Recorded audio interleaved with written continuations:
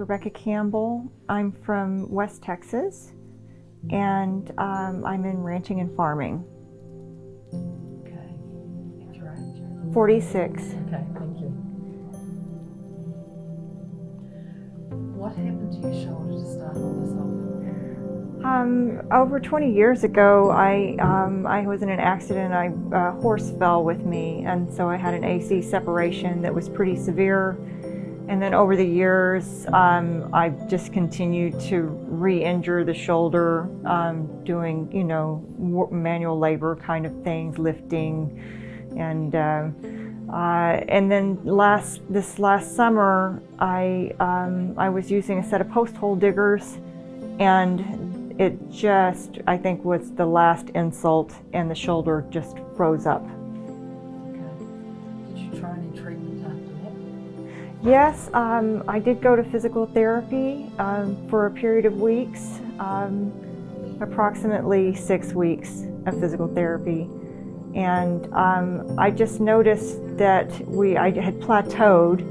I was doing well within the range that I could reach, but it just wasn't improving, and the pain was starting to increase. So how did you find us? On the internet, my husband and I did a search. My doctor was reluctant to do the manual manipulation, was really quite, presented it in kind of a negative light. So at a certain point, I just thought, well, I can't keep working in this situation. I was getting quite depressed. We found the World Frozen Shoulder Clinic online, and we thought, why not? Okay. The procedure itself, was there any pain? No. The procedure itself.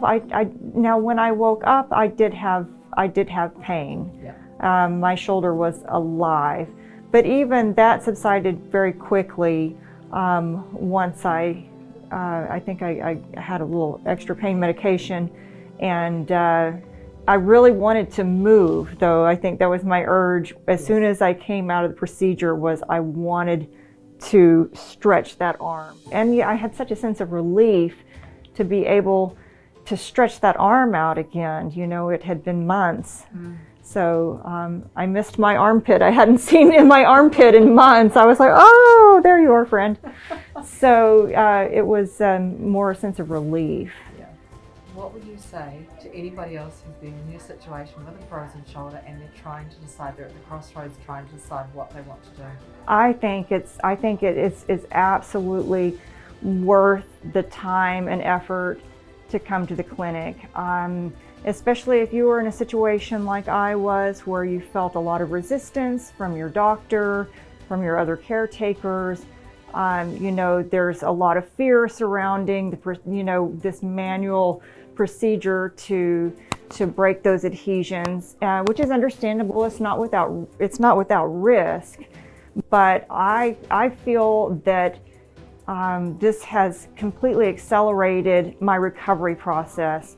So rather than waiting a year or 18 months and then thinking, well, maybe now I'll see if I can break open those adhesions, now I'm at that place right now where I can actually go past that plateau stage and get my range of motion back, reduce my pain, reduce inflammation. And I know it's still a journey. I'm not at the end of my journey, but I've been propelled much further down the road.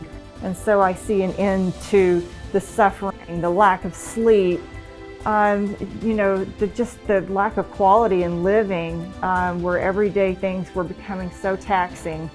Well, if you have the agency to do what you need to do to move forward in life, it's worth giving the clinic the opportunity to help you. So I would do it again in a heartbeat. But what I've learned here, I think I'm not coming back, because I know I'm going to use the tools that the clinic has given me, and just take some agency for my health and for my range of motions.